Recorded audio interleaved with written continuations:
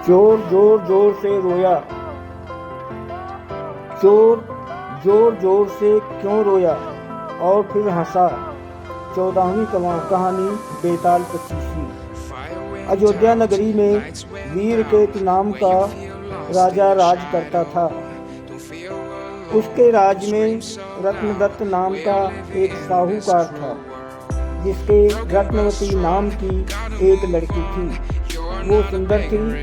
वो पुरुष के भेष में रहा करती थी और किसी से भी ब्याह नहीं करना चाहती थी। उसका पिता बड़ा दुखी था। इसी बीच नगर में खूब चोरियां होने लगी। प्रजा दुखी हो गई। कोशिश करने पर भी जब चोर पकड़ में ना आया तो राजा स्वयं उसे पकड़ने के लिए निकला। एक दिन रात को जब राजा भेष बदलकर घूम रहा था तो उसे परकोटे के पास एक आदमी दिखाई दिया। राजा चुपचाप उसके पीछे चल दिया।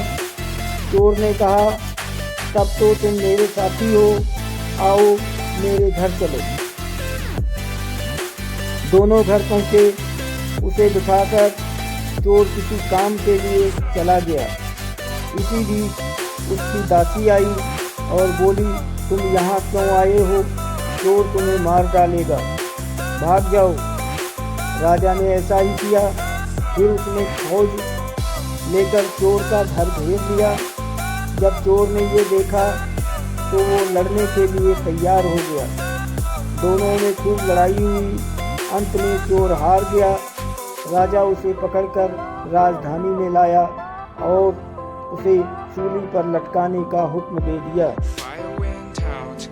संयोग से रत्नावती ने उसे देखा तो वो उस पर मोहित हो गई। पिता से बोली, मैं इसके साथ ब्याह करूंगी, नहीं तो मर जाऊंगी। पर राजा ने उसकी बात न मानी और चोर सूली पर लटका दिया। सूली पर लटकने से पहले चोर पहले तो बहुत रोया, फिर खूब हंसा।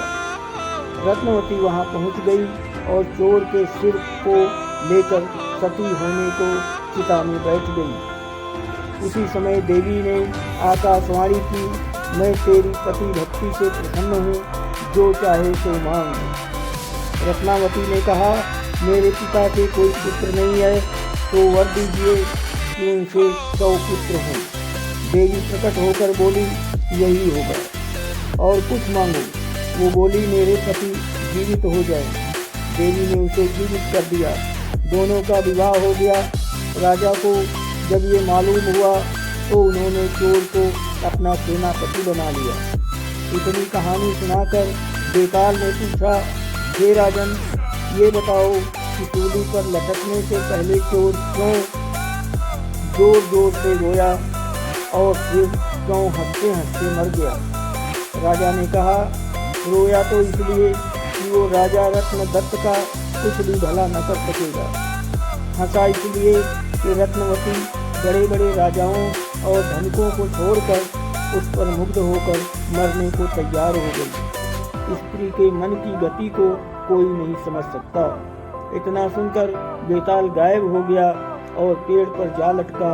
राजा फिर वहां से गया और उसे लेकर चला तो रास्ते में उसने एक नई कहानी कही, जो आगे मैं आपको बताऊंगा। धन्यवाद।